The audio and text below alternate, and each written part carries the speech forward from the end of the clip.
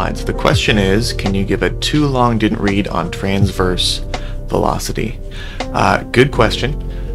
I actually did a presentation in college in a math class specifically about transverse velocity in EVE. It was just an introductory math class, and they wanted us to pick something from real life or from our lives that we could apply to, to use math in. So here it is, the intuitive version of it in your head. If there's a car driving in front of you, you're standing here, and the street is out in front of you, and it runs perpendicular to you. You're facing the street.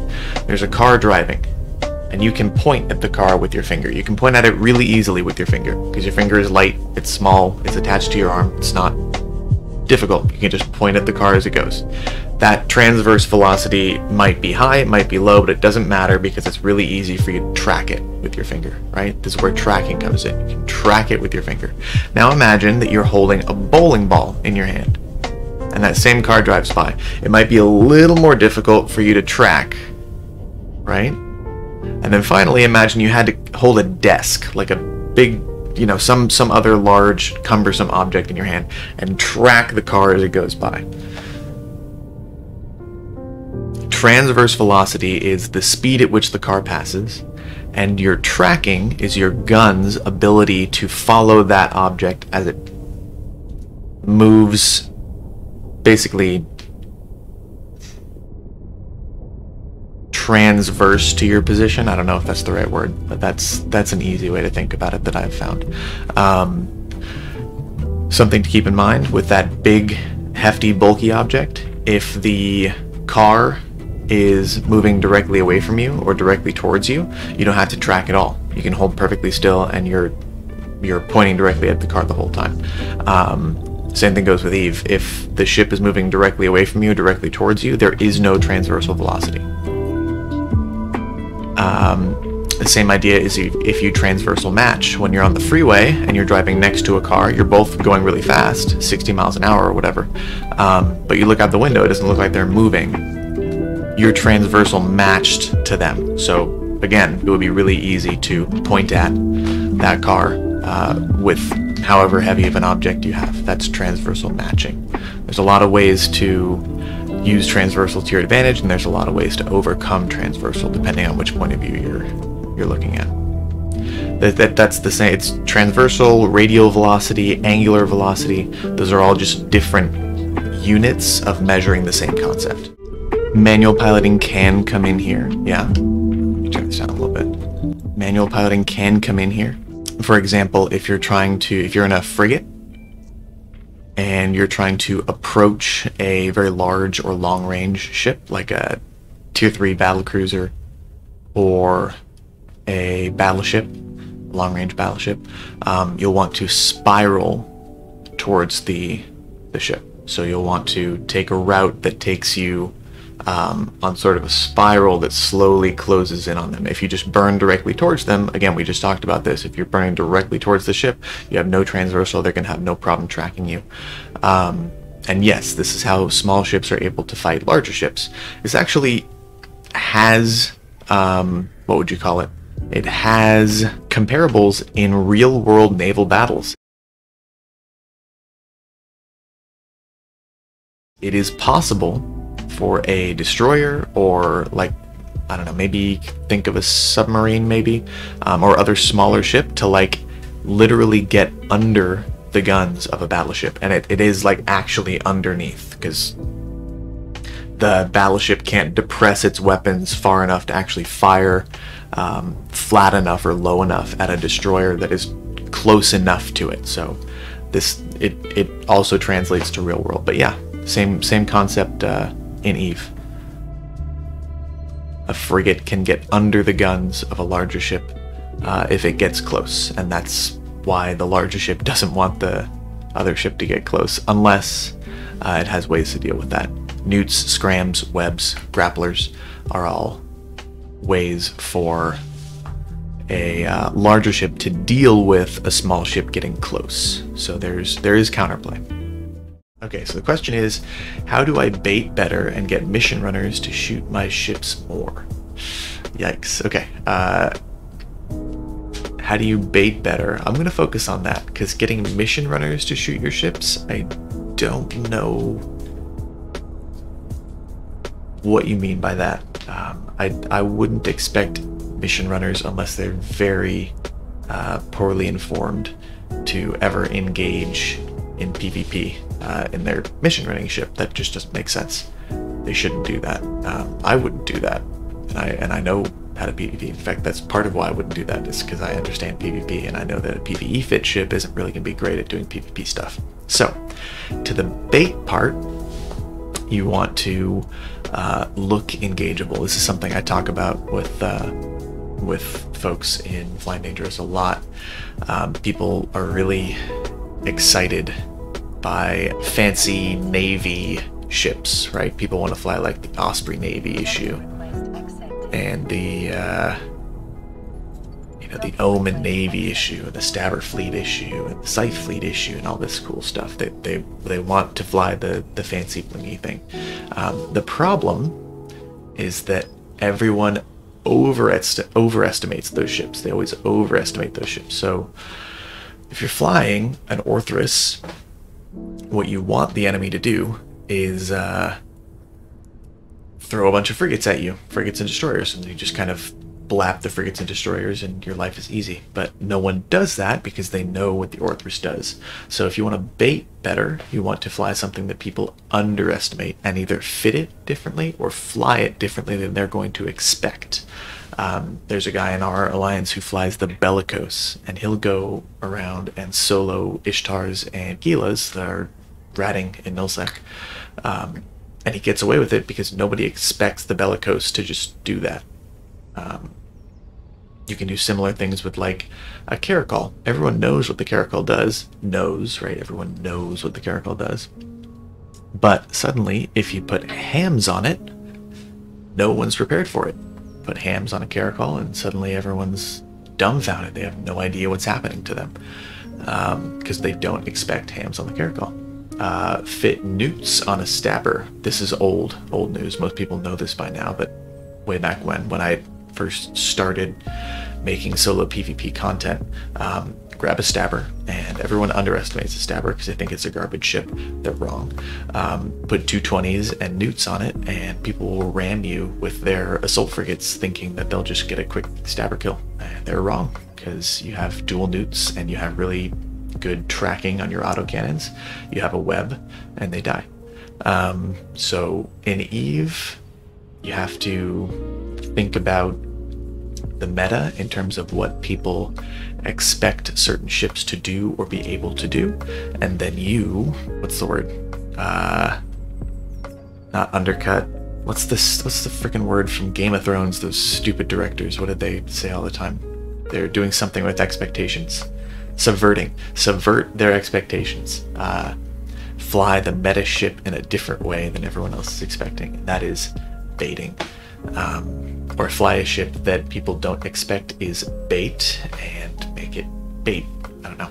Hopefully that answers your question. Any ideas for a Caracol PvE Fit? I recently started and wanted to get into Nullsec ratting. PvE Caracol, I'm going to have to recommend heavies, especially since you're saying that you want to do Nullsec ratting. So heavy missiles. Actually, I might just be able to whip you up a fit here. If you hop into the Discord or the in-game stream channel, the fastest Caracol fit you've ever seen. Alright, we'll drop these. Head over here. Probably also drop this and this, since you don't need this for PvE. We'll drop the micro warp drive. You don't need that for PvE. Alright, high slots. Our launchers are going to be heavy missiles. 5 of those. Our remaining mid slots are going to be an afterburner and a little more tank. You can replace these hardeners to specifically harden against the kind of rat that you are dealing with. Or you could do an active setup in here, but I think that would probably do it actually. There we go. Very common new player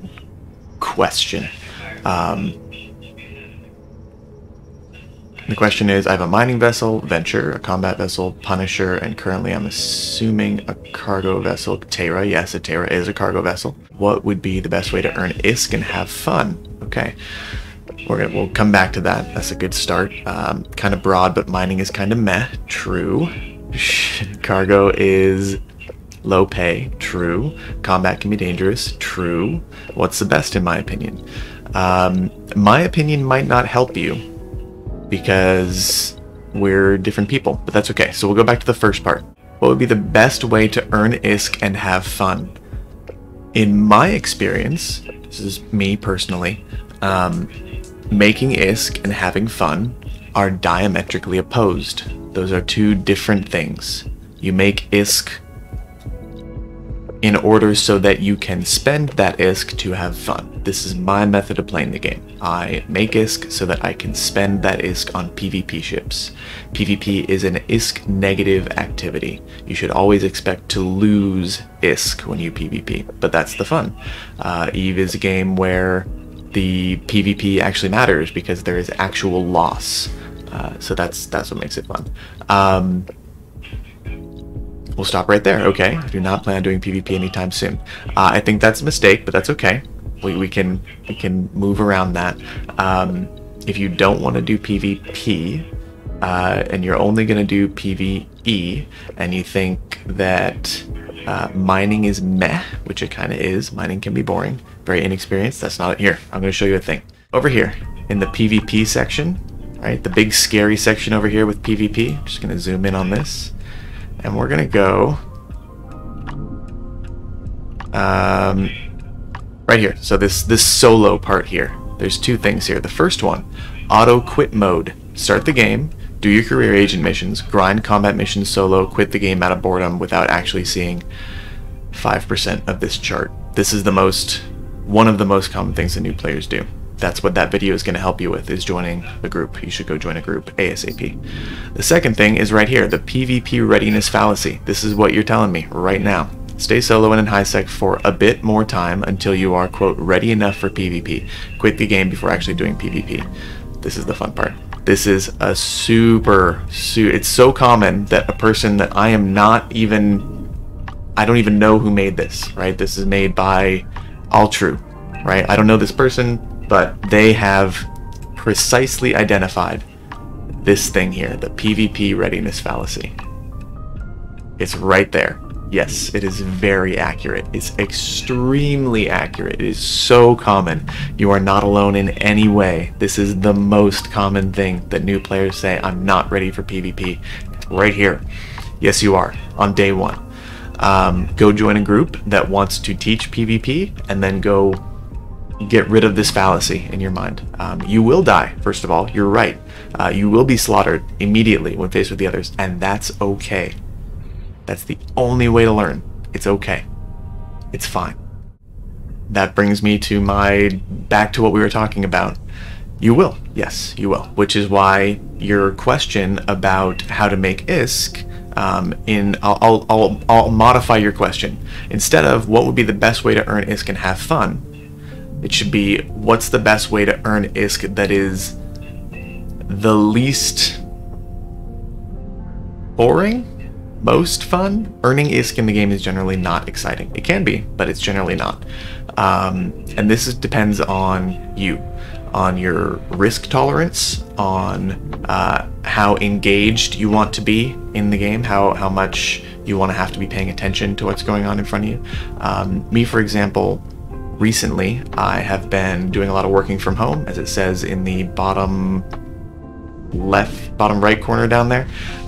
So I will put my mining alts out onto a moon or on ice, and they will mine, and I'm semi-AFK. Sometimes I lose the ships to PvP because I'm not paying fully attention to that, but that's okay. That's something that I build into my plan, essentially. I'm expecting some losses, and that's okay. But the semi-AFK mining is great for me because I'm working from home. If I was wanting to pay attention and make a good amount of ISK and pay really focused attention, I might do abyssals. That's something you can look up some guides to and some fits for, abyssals. That's one idea. If you join a nullsec group, you can try ratting. Missions in highsec are okay. It's not great, it's not terrible. You can train up to fly some of the lower end ships. They're still expensive, and they still require some skill point investment.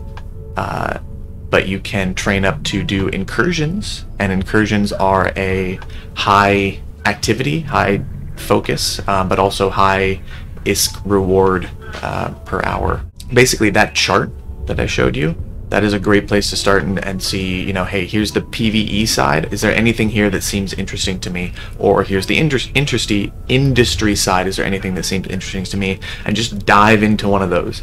And if you don't like the thing that you want to try first, then go try a different thing. There's a lot of stuff. Yes, there is. But there's 4 branches, right? PvP, PvE, community, and industry.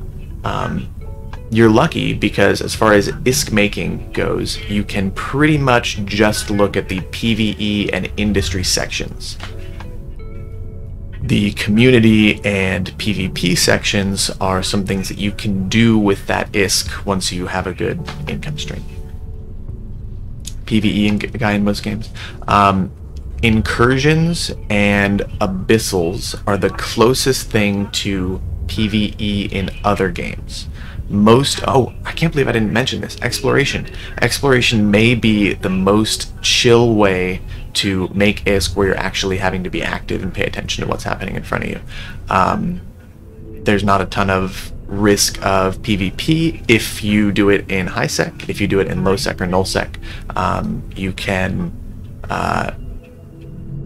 learn a lot more about how to avoid PvP, which is good. I recommend moving quickly from doing high sec exploration into low sec or null sec.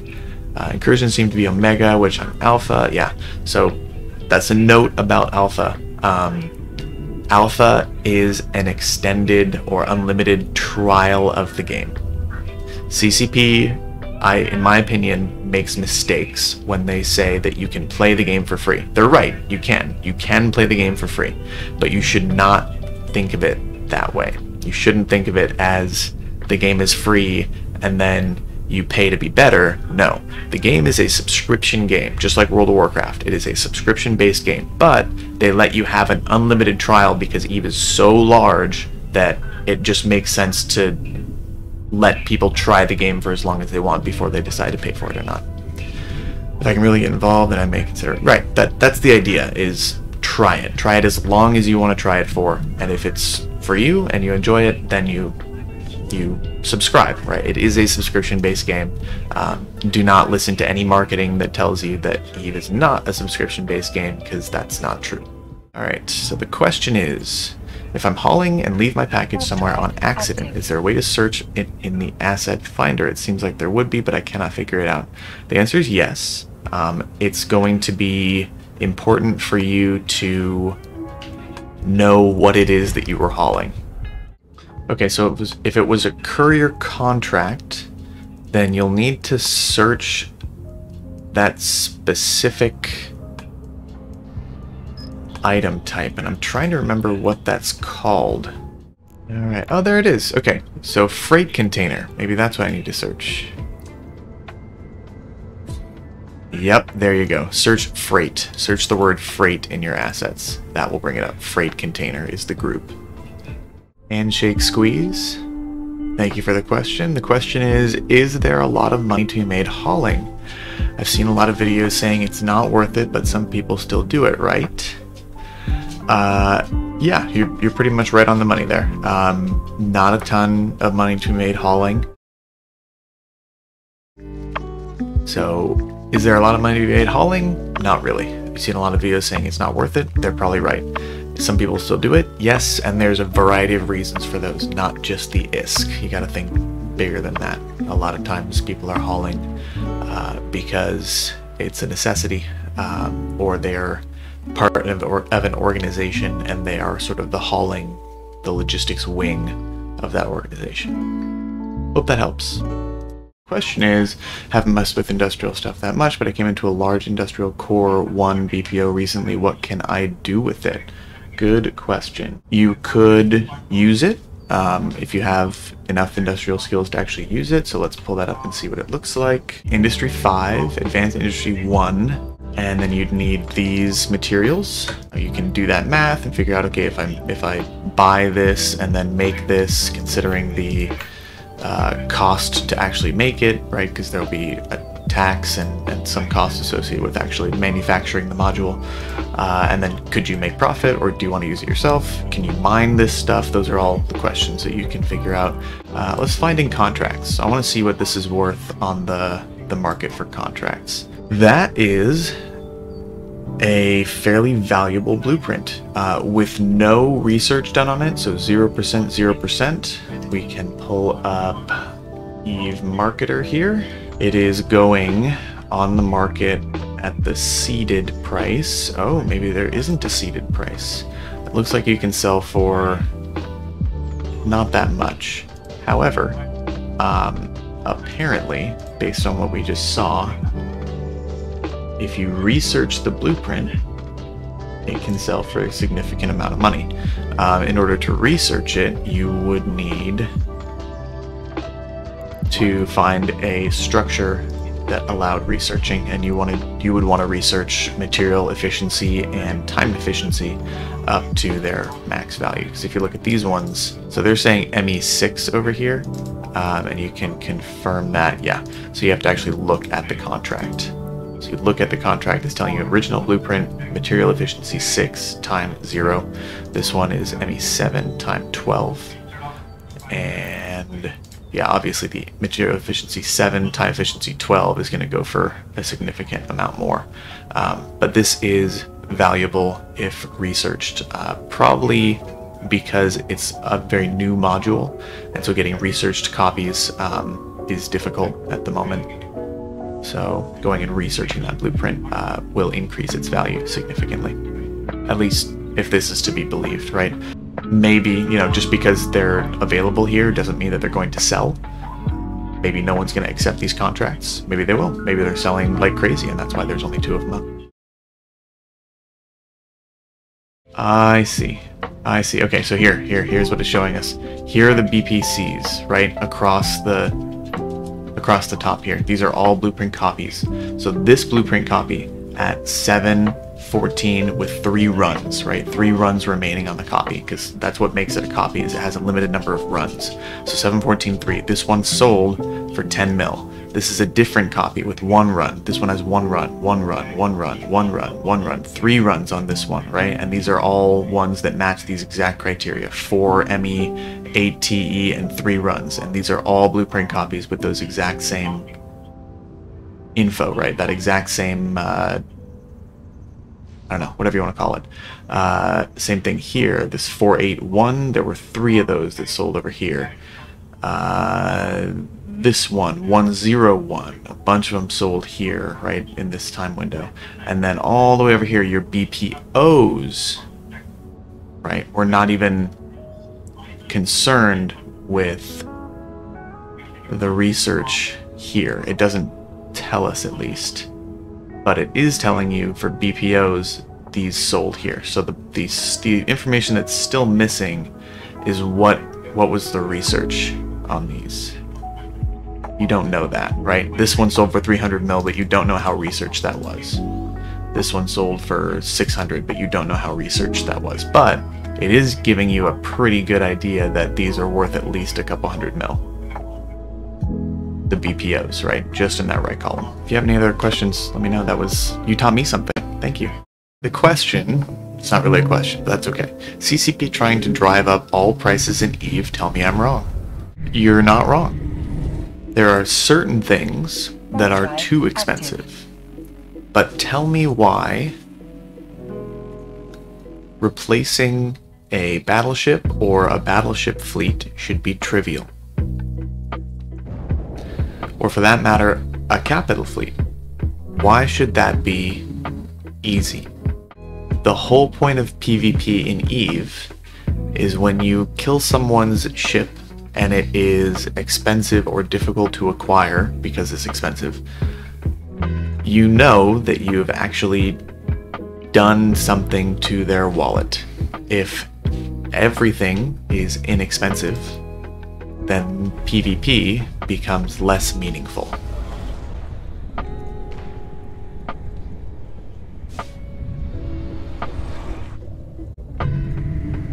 There's my 2 cents.